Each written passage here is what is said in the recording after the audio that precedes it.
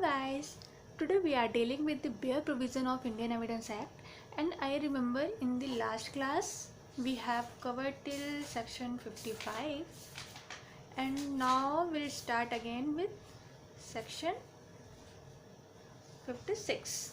Okay, तो आज हम स्टार्ट करेंगे अपनी क्लास सेक्शन 56 से।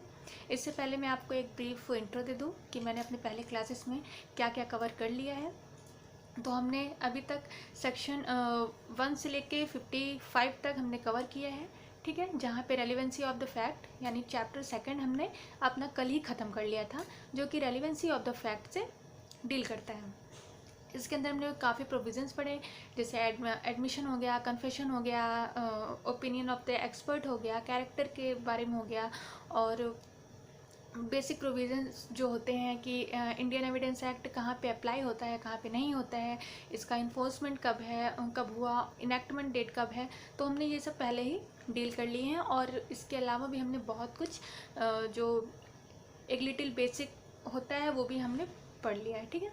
तो आज हम स्टार्ट करेंगे chapter number 2 Indian evidence act. जैसे कि हमको पता है कि हमारे इंडियन एविडेंस एक्ट में कितने पार्ट हैं, 3 है ना। तो हमने पहला पार्ट अपना कवर कर लिया, रेलिवेंसी ऑफ द फैक्ट हमने पूरा पढ़ लिया है।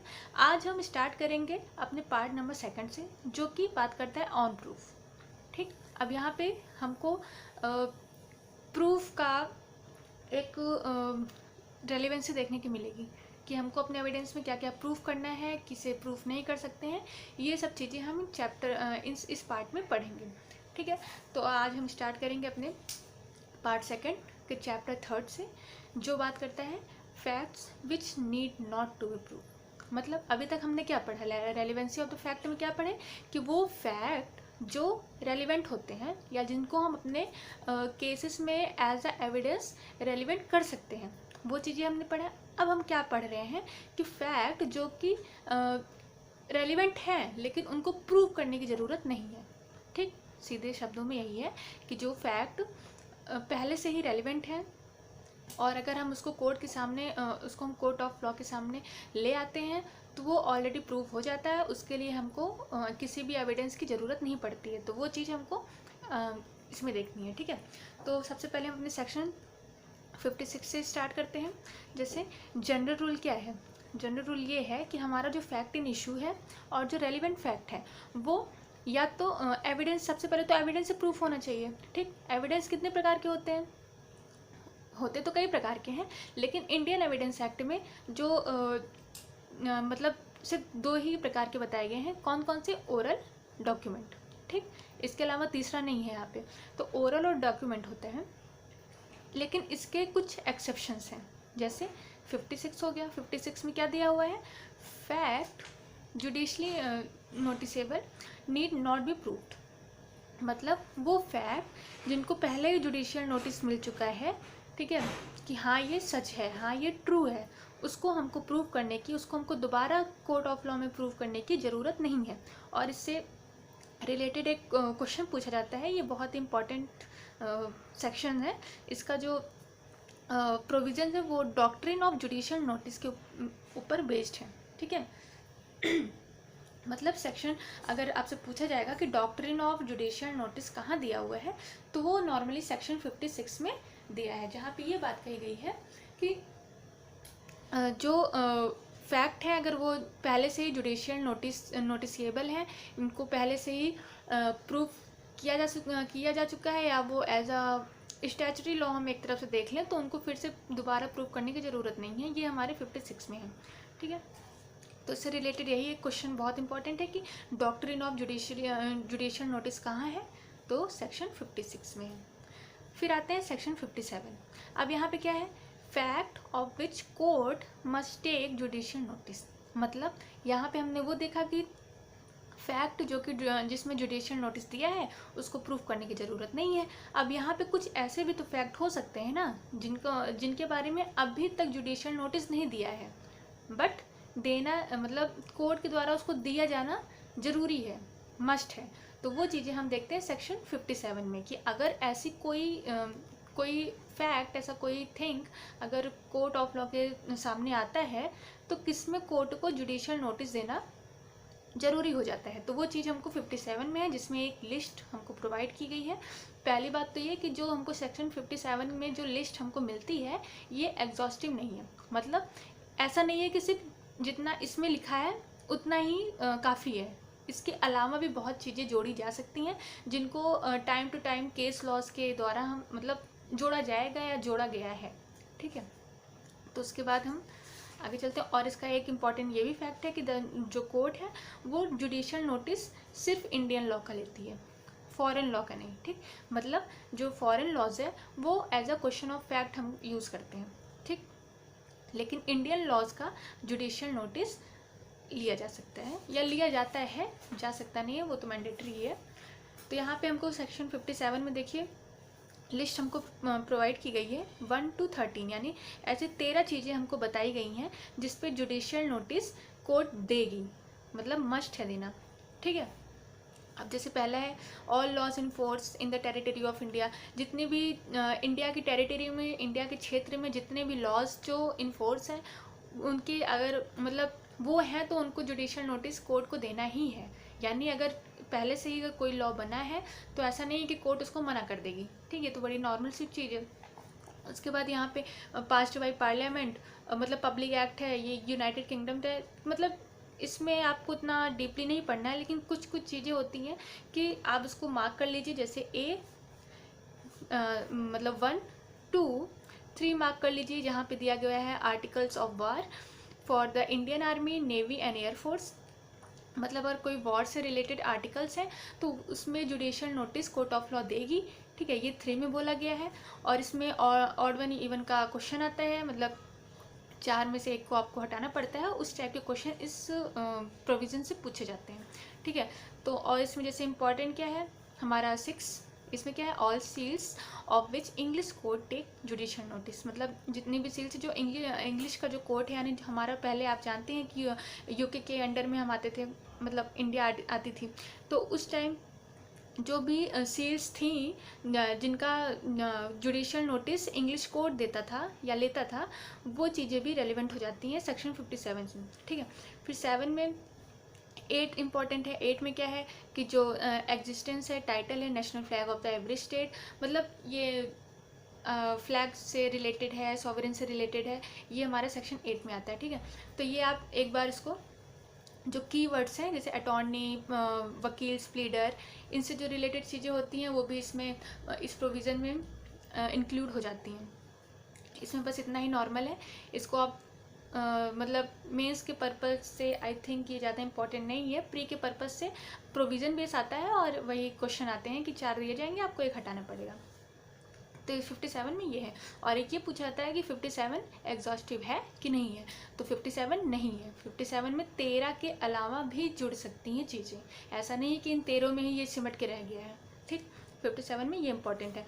और एक क्वेश्चन पूछा जाता है कि कस्टम जो होते हैं क्या उसमें जुडिशियल नोटिस लेना ज़रूरी है या वो पहले से ही प्रूव होता है। तो यहाँ पे ये कहा गया है कि कस्टम जो होते हैं वो जो सदियों से चले आ रहे हैं और रिपीटली चले जा रहे हैं और आगे तक जाएंगे। ठीक, जैसे हमारा सनातन धर्म हो गया, जैसे हिंदू लॉ हो गया, कई ऐसे पर्सनल लॉज होते हैं जो चले आ रहे हैं और आगे तक ये जाएंगे, ऐसा माना जाता है। तो उसमें मतलब वो ऑलरेडी प्रूव होता है, उसमें जुडिशियल नोटिस की ज़रूरत नहीं होती है। ठीक है, तो ये कस्टम से रिलेटेड एक क्वेश्चन है जो इम्पोर्टेंट हो जाता है। फिर हम आते हैं अपने सेक्शन 58 में। 58 में क्या दिया हुआ है, facts admitted need not be proved. मतलब अब देखिए इसमें क्या है कि एडमिटेड है, ठीक, यहाँ पे जुडिशियल नोटिस नहीं है। अब एडमिटेड हम कहाँ पढ़ते हैं, कहाँ, ऑर्डर 8 के रूल 5 में। ऑर्डर 8 के रूल 5 में, ऑर्डर 8 में क्या है, रिटर्न स्टेटमेंट है। और रूल 5 में क्या दिया हुआ है कि जो चीज़ें अगर डिफेंडेंट एडमिट कर लेता है कि हाँ ये चीज़ें हैं, ये चीज़ें सही हैं, ठीक, मैं मतलब ये प्रॉपर्टी उनकी है या मैं इनके यहाँ लीगल रिप्रेजेंटेटिव, मतलब वट जिसको भी अगर अदर पार्टी ने एडमिट कर लिया तो वो चीज़ दोबारा प्रूव नहीं की जाएंगी।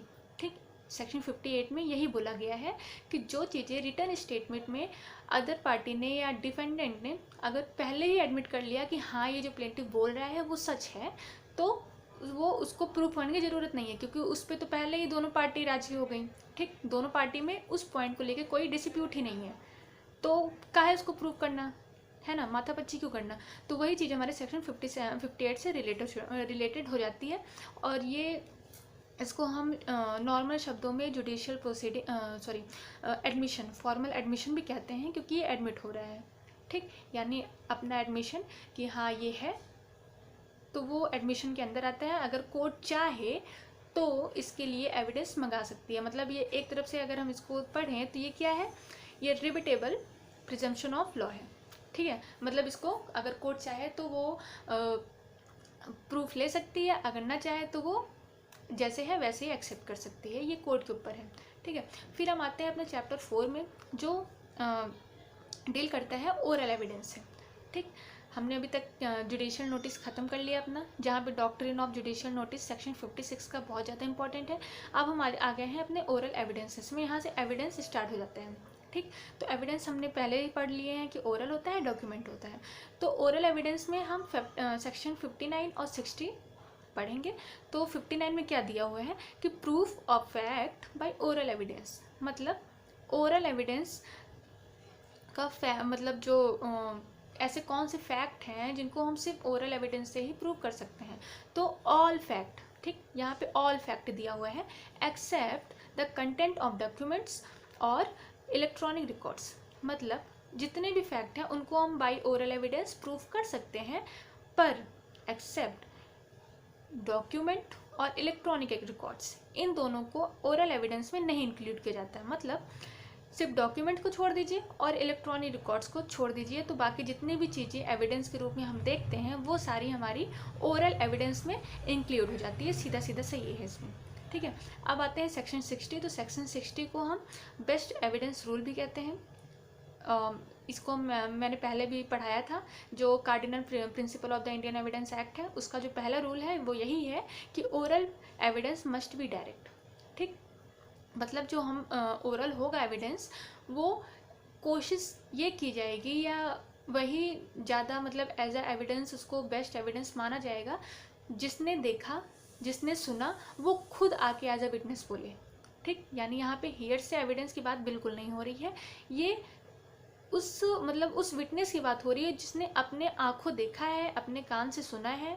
ठीक, तो मतलब ये जो चीज़ें होती हैं ये हमारी ओरल एविडेंस यानी सेक्शन 60 के अंदर एडमिसिबल हो जाती हैं। जैसे यहाँ पे क्या है कि if it refers to a fact which could be seen, it must be the evidence of a witness who says he saw it. मतलब जो कह रहा है वो देखा हो, है ना। तो यहाँ पे सीधा सीधा से इसका कीवर्ड है, इतना डीपली इसको पढ़ने की ज़रूरत नहीं है क्योंकि ये नॉर्मल सा है। तो यहाँ पे वही बताया गया है कि आई विटनेस यानी जो देखा है, जो खुद में देखा, मतलब खुद की आंखों से देखा है, ये नहीं कि दूसरा आके दूसरे देखा वो आके बताया तो वो हियर से में चला जाएगा। ठीक है, कोई अगर मर्डर हो रहा है या कोई डकैती हो रही है, कुछ भी हो रहा है, अगर विटनेस ने खुद की आंखों से देखा है तो वो ओरल एविडेंस में इंक्लूड हो जाएगा। दूसरा क्या है, who says he heard it, मतलब उसने सुना है, अपने कानों से सुना है। ठीक, दूसरे कानों से नहीं, ये नहीं कि दूसरा कोई आके बता रहा है उसको, तो वो चीज़ें हमारी यहाँ पे रेलिवेंट हो जाती हैं। तीसरा है perceived it by the sense और इन द मैनर। ठीक, यहाँ पे परसीव मतलब सेंस, यहाँ पे हमको पता है हमारी क्या क्या सेंस होती हैं। स्मेल होता है, जैसे टच करना, स्मेल करना, देखना, ये सब क्या है, ये सब सेंस है ना। तो एज अ विटनेस जो कि मतलब खुद के सेंस से स्मेल किया हो या कुछ ऐसा जो उस केस से रिलेटेड हो, वो चीज़ भी इसमें इंक्लूड होती है।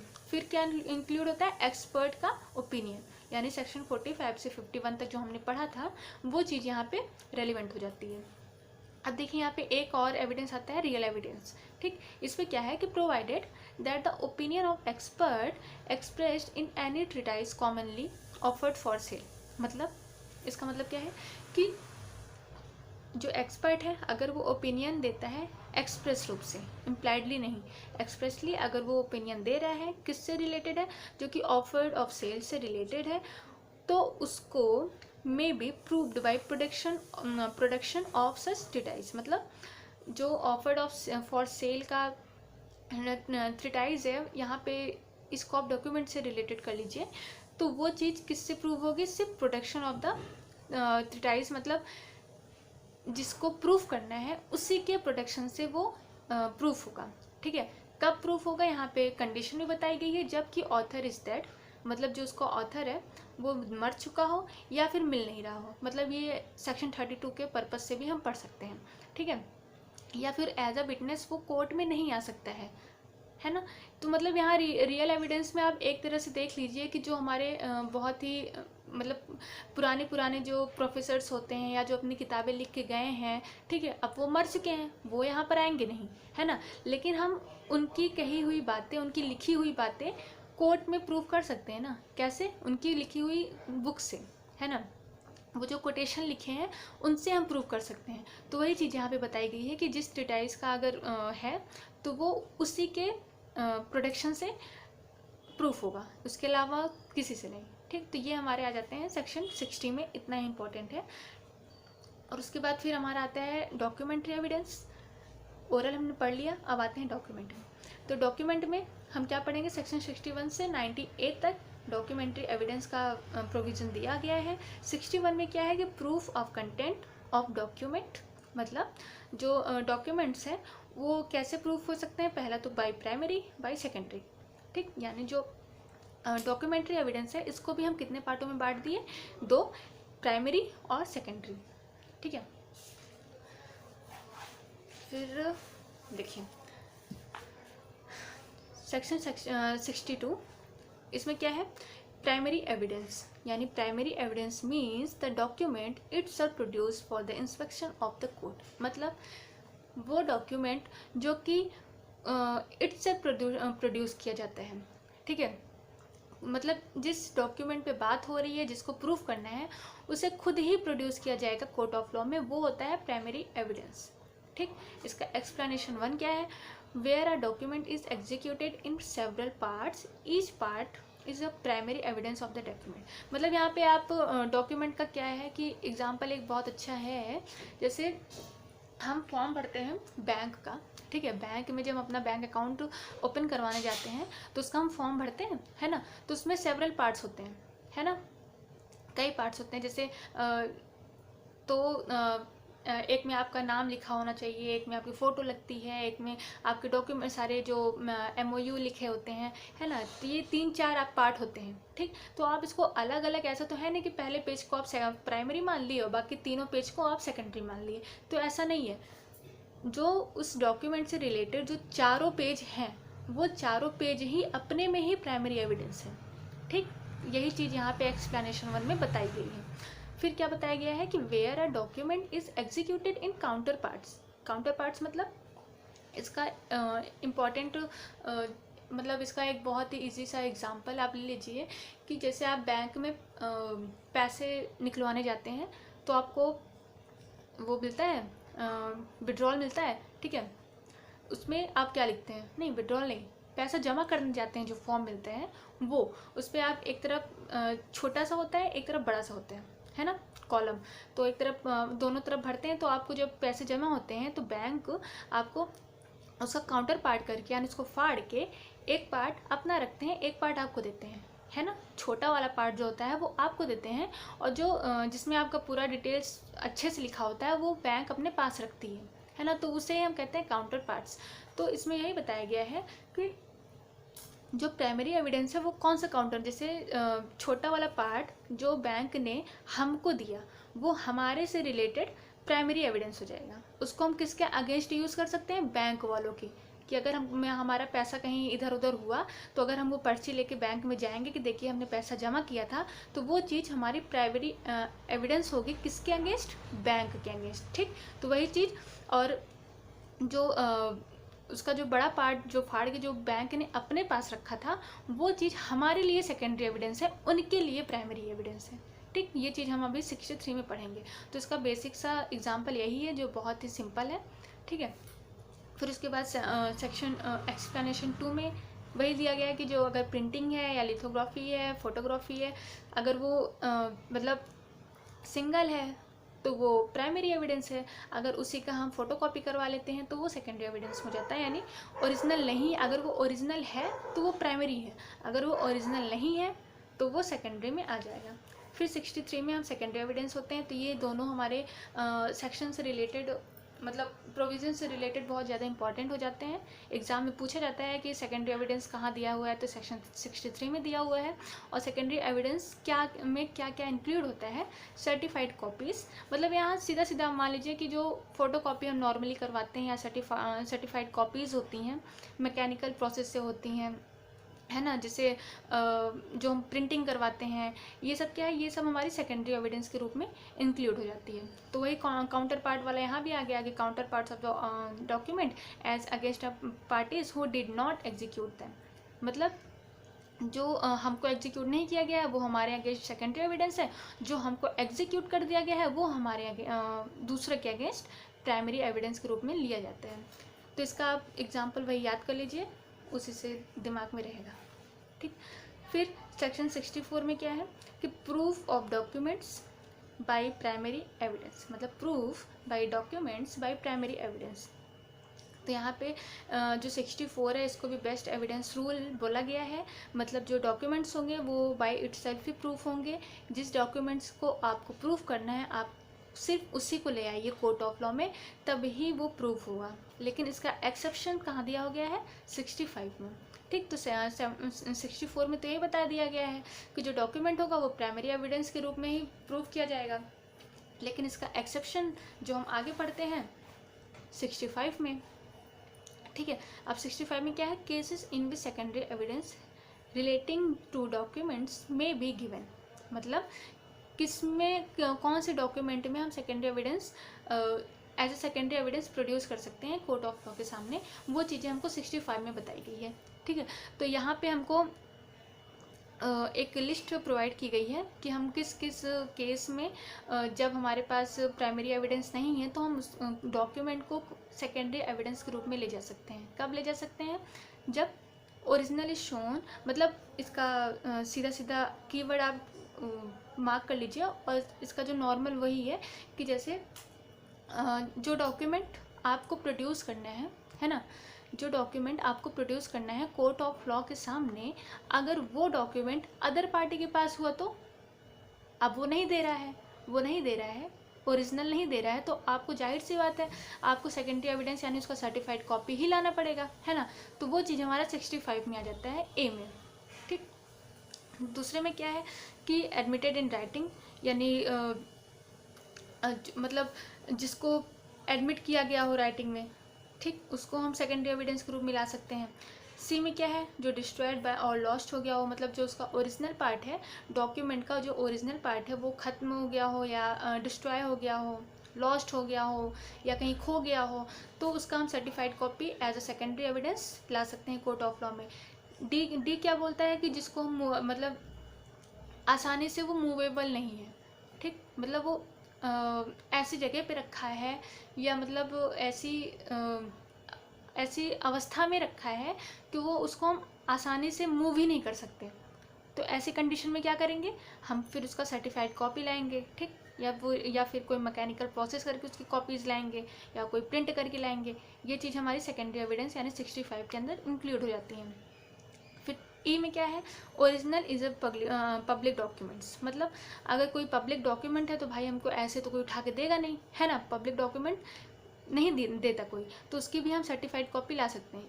मतलब पब्लिक डॉक्यूमेंट अगर हमें मिल भी जाती है या नहीं मिलती है तो वो एक तरफ से हम देखें तो पब्लिक डॉक्यूमेंट जुडिशियल नोटिसेबल है ना, है, लेकिन उसको हम सर्टिफाइड कॉपी अगर कोर्ट ऑफ लॉ में लाते हैं तो वो भी सेकेंडरी एविडेंस के रूप में एक्सेप्टेबल है। जी में क्या है कि जो न्यूमरस अकाउंट्स होते हैं, यानी जो general result of the whole of collection, मतलब जिनको एग्ज़ाम कह रहे हैं, जिनको कोर्ट में एग्ज़ाम के लिए नहीं लाया जा सकता है, कन्वेंट नहीं है, उसका फोटोकॉपी या उसकी certified copy as a secondary evidence under 65 के अंदर रेलिवेंट हो जाती है। तो ये एक लिस्ट दी हुई है जो कि इसका एक एक कीवर्ड अगर आप याद कर लेंगे तो ये काफ़ी है, ठीक। फिर उसके बाद हम क्या देखते हैं, सेक्शन 65A। 65A में क्या है, special provision as to evidence relating to electronic record. यहाँ पे इलेक्ट्रॉनिक रिकॉर्ड दिया हुआ है, तो ये सीधा प्रोविज़न से रिलेटेड क्वेश्चंस आते हैं। और ये पूछा जाता है कि ये ऐड कब हुआ। ठीक, ऐड कब हुआ, ये 2000 में ऐड हुआ था।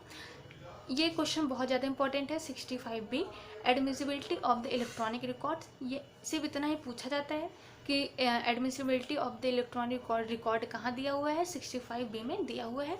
और ऐड कब हुआ, अमेंडमेंट ऑफ 2000 में ये ऐड हुआ था। इसको आपको ज़्यादा डीपली पढ़ने की इतनी ज़रूरत नहीं है। फिर आता है 66, नॉट सो मच इम्पॉर्टेंट, इसमें रिटर्न नोटिस के बारे में बताया गया है। 67 में क्या है कि proof of signature and hand writing of person alleged to have signed or written document produced. मतलब इसमें 47 में हम हैंड राइटिंग पढ़े थे ना, जहाँ पे ओपिनियन एक्सपर्ट अपना दे रहा था, उससे रिलेटेड करके हम इसको पढ़ सकते हैं। और यहाँ पे ये है कि मतलब अगर कोई पर्सन की हैंड राइटिंग है तो उसको प्रूव करेगा अपनी हैंड राइटिंग से। ठीक, मतलब अगर किसी की हैंड राइटिंग हमको प्रूफ करनी है तो ये मतलब ये कोर्ट ऑफ लॉ ये जारी करती है कि हाँ आप आइए कोर्ट ऑफ लॉ के सामने अपनी हैंड राइटिंग लिखिए या साइन करिए और इसको प्रूफ करिए एज अ ट्रू। तो ये 67 में है, ये प्रोविज़न बेस है, इतना इम्पोर्टेंट इसमें कुछ नहीं है। फिर हम आते हैं अपने सेक्शन 67A में। ये इलेक्ट्रॉनिक सिग्नेचर से है, तो यहाँ पे इतना ही पूछा था कि इलेक्ट्रॉनिक सिग्नेचर का प्रूफ कहाँ पे है, तो वो 67A में है। और ये ऐड कब हुआ था, 2000 में। ठीक है। 68 में क्या है कि proof of execution of documents required by law to be attested. मतलब किसी भी डॉक्यूमेंट के एग्जीक्यूशन के लिए जो अटेस्टिंग होती है वो कैसे प्रूफ होगी। ठीक, मतलब आप उसको कैसे प्रूफ कर सकते हैं। तो वहाँ पे यहाँ पे सिर्फ इतना इम्पोर्टेंट है कि one attesting witness at least has been called. मतलब जो डॉक्यूमेंट का एग्जीक्यूशन होगा उसको प्रूव करने के लिए एक विटनेस, एट लीस्ट एक विटनेस की ज़रूरत होगी। ठीक, तो वो हमारे सेक्शन 68 में इतना ही ज़रूरी है। फिर 69 में क्या है, proof where no attesting witness found. तो अगर कोई अटेस्टिंग विटनेस नहीं है तो वो जैसे 67 में चलता है वैसा ही यहाँ पे रूल चलेगा। सेक्शन 70 में क्या है, admission of execution by party to attested documents.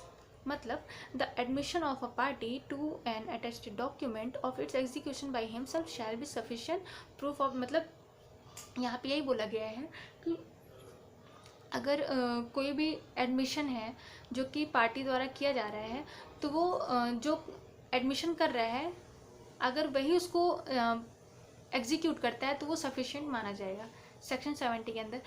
देखिए ये सब जो है ना, ये मेंस के लिए तो ज़्यादा नहीं है, प्री के लिए भी ज़्यादा डीपली इसमें पढ़ने की ज़रूरत नहीं है। ये सिर्फ आपको प्रोविज़न बेस पे पूछे जाते हैं, यानी सिर्फ हेडलाइन पूछी जाएगी बस।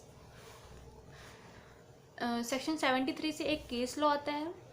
केस लॉ कौन कौन से आते हैं, सॉरी एक ही केस लॉ है जो बहुत ज़्यादा इंपॉर्टेंट हो जाता है वहाँ पे। यहाँ पे क्या है, काठी Kalu versus state of Bombay. यहाँ पे ये बताया गया है कि अगर कोई भी सिग्नेचर राइटिंग, अगर कोई भी पर्सन अपना सिग्नेचर राइटिंग करता है या कोर्ट ऑफ लॉ करवाते हैं अपने फ्रंट पे, तो वो चीज़ सेक्शन 23 को वॉलेट नहीं करती है। 23 में क्या है, इंडियन कॉन्स्टिट्यूशन में सेल्फ इंक्रिमिनेशन, मतलब एक्यूज्ड अपने ही खिलाफ कोई भी एज अ एविडेंस नहीं देती है कि वो क्रिमिनलाइज हो जाए। ठीक है, सॉरी। तो सेक्शन 20 की क्लॉज 3 में यही बताया गया है। तो सेक्शन 73 में अगर कोई भी सिग्नेचर हो, राइटिंग हो या सील हो, अगर उसको कंपैरिजन किया जाता है तो वो चीज़ हमारा सेक्शन आर्टिकल 20 के क्लॉज 3 को वॉलेट नहीं करती है। और काठी कालू का केस यहाँ पे बहुत ज़्यादा इंपॉर्टेंट है और सिर्फ इसका ये प्रोविज़न बेस ही पूछा जाता है। ठीक, यहाँ पे 73 है, यहाँ पे डिजिटल सिग्नेचर की बात की गई है। अभी हमने क्या पढ़ा था, इलेक्ट्रॉनिक सिग्नेचर। कहाँ पढ़े थे, 67 के ए में इलेक्ट्रॉनिक सिग्नेचर पढ़े थे, यहाँ पे डिजिटल आ गया। ठीक, अब ये ऐड कब हुआ, तो भाई ऐड हुआ सेक्शन 2000 में। ठीक, इसका अमेंडमेंट आप याद कर लीजिए, उतना काफ़ी है। और इसके लिए बस इतना है। फिर हमारा आता है पब्लिक डॉक्यूमेंट्स। पब्लिक डॉक्यूमेंट्स यानी 74, 75। यहाँ पे ये दोनों बहुत ज़्यादा इंपॉर्टेंट प्रोविजंस हैं, मेंस के लिए भी, प्री के लिए भी। प्री के लिए तो आपको डायरेक्ट क्वेश्चन, डायरेक्ट सेक्शन ही पूछा जाता है। ठीक है, तो हम सेक्शन 74 से स्टार्ट करते हैं। ठीक है, सेक्शन 74 में क्या दिया हुआ है, पब्लिक डॉक्यूमेंट्स। अब यहाँ पे ऐसी चीज़ें बताई गई हैं, ऐसी लिस्ट दी गई है जो कि as a public documents include होते हैं। जैसे सॉवरेन अथॉरिटी के जो रिकॉर्ड्स होते हैं, ऑफिशियल बॉडी, ट्रिब्यूनल्स, मतलब जो भी पब्लिक, एज अ पब्लिक आप नॉर्मली आप समझ लीजिए कि जो पब्लिकली रिकॉर्ड होते हैं वो चीज़ हमारा पब्लिक डॉक्यूमेंट्स में इंक्लूड होता है। वो चाहे लेजिस्लेचर से रिलेटेड हो, चाहे जुडिशियल से रिलेटेड हो, चाहे एग्जीक्यूटिव से रिलेटेड हो। ठीक है, अगर वो पब्लिकली है तो वो पब्लिक डॉक्यूमेंट्स में आ जाएगा। सेक्शन 74 इसका सेक्शन याद करिएगा, बहुत इंपॉर्टेंट है। फिर सेक्शन 75 में क्या है, प्राइवेट डॉक्यूमेंट्स, यानी all other documents are private. अब हमने पब्लिक पढ़ लिया, अब पब्लिक के अलावा जो भी डॉक्यूमेंट्स हैं, कितना सिंपल सा बताया गया है कि पब्लिक के अलावा जो भी डॉक्यूमेंट्स हैं वो सारे हमारे प्राइवेट डॉक्यूमेंट्स हो जाते हैं। जैसे कि लीज, मॉर्गेज और विल, ये सब क्या है, हमारे प्राइवेट डॉक्यूमेंट्स हैं। ठीक है, फिर हमारा सेक्शन 76 में क्या है, certified copies of public documents. मतलब जो पब्लिक डॉक्यूमेंट्स के जो सर्टिफाइड कॉपीज है, every public officer having the custody of public documents which any person has a right to inspect. मतलब जो पब्लिक डॉक्यूमेंट होगा, जाहिर सी बात है वो किसके अंडर में होगा, पब्लिक ऑफिसर के अंडर में होगा, है ना। नॉर्मल पब्लिक के हाथों में नहीं होता है, वो किसी न किसी पब्लिक ऑफिसर के अंडर में होता है। ठीक, तो उसकी जो सर्टिफाइड कॉपीज होती हैं वो प्रोवाइड की जाती हैं on the demand of a person. या तो वो पेमेंट करे या तो वो लीगल फीस दे, मतलब दूसरे पर्सन को इंस्पेक्ट करने के लिए। ठीक है, राइट ऑफ इंस्पेक्ट होता है एनी पर्सन, यानी कोई भी पर्सन जो है वो उस पब्लिक डॉक्यूमेंट्स को मंगा के पढ़ सकता है, उसको देख सकता है। ठीक, लेकिन ओरिजिनल नहीं आती, यहाँ पे सर्टिफाइड कॉपीज आती हैं। यहाँ पे ये बात याद रखिएगा कि जो नॉर्मली पब्लिक के लिए जो अवेलेबल होती हैं पब्लिक डॉक्यूमेंट्स, वो सर्टिफाइड कॉपीज़ होती हैं। सेक्शन 76 में जो इसका मेजर जो प्रोविज़न है वो यही है। ठीक है, फिर सेक्शन 77 में production of the certified copies, not much important. Section 78 में क्या है, proof of other official documents. तो यहाँ पे ऑफिशियल डॉक्यूमेंट्स की बात कही गई है, इतना इम्पॉर्टेंट है कि एविडेंस एक्ट में ऑफिशियल डॉक्यूमेंट्स कहाँ हैं, तो वो कहाँ है, सेक्शन 78 में है। इसमें आपको 6 टाइप के बताए गए हैं, जैसे एक्ट हो गया, ऑर्डर हो गया, नोटिफिकेशन हो गया, प्रोसीडिंग्स हो गया, प्रोक्लेमेशन हो गया, है ना। जो चीज़ें मतलब जो चीज़ें हमारे लॉ से रिलेटेड हैं वो सेक्शन 78 में इंक्लूड होती हैं। फिर यहाँ पे एक क्वेश्चन पूछा जाता है कि जो प्लेंट होता है और जो रिटर्न स्टेटमेंट होता है, प्लीडिंग, है ना, प्लीडिंग में क्या क्या होता है, प्लेंट होता है, रिटर्न स्टेटमेंट होता है, तो क्या ये पब्लिक है या प्राइवेट है। तो जो प्लेंट होता है, रिटर्न स्टेटमेंट होता है, ये पब्लिक डॉक्यूमेंट्स नहीं है, ये पार्टीज अपनी आप बीती लेकर आते हैं, है ना, पब्लिकली नहीं होता है, वो उनकी जो कहानी होती है वो कहानी लिख के आते हैं। तो जो प्लेंट होता है, रिटर्न स्टेटमेंट होता है, वो पब्लिक डॉक्यूमेंट्स नहीं है। और ये एक एग्ज़ाम में पूछा जाने वाला क्वेश्चन है। ठीक है, फिर हम आते हैं, अब देखिए हम यहाँ से प्रिजम्पशन पर आ गए, मतलब हमारा जो डॉक्यूमेंट्स थे वो भी कंप्लीट हो गया। अब हम presumptions of as to documents पढ़ेंगे, जिसका प्रोविज़न दिया हुआ है सेक्शन 79 से पूरा 98 तक। ठीक है, तो आज के लिए यहीं तक, आप इसको रिवाइज करिए। I hope you are doing well and thank you for supporting me. आगे हम कल स्टार्ट करेंगे और अभी हमको बहुत कुछ पढ़ना है इसमें। हम मतलब कोशिश कर रही हूँ कि थोड़ा इसको शॉर्ट में ही पढ़ाऊँ, जितना ही प्री के लिए इम्पॉर्टेंट है, और आई होप कि ये आपके लिए बहुत ज़्यादा वर्क करे। Thank you.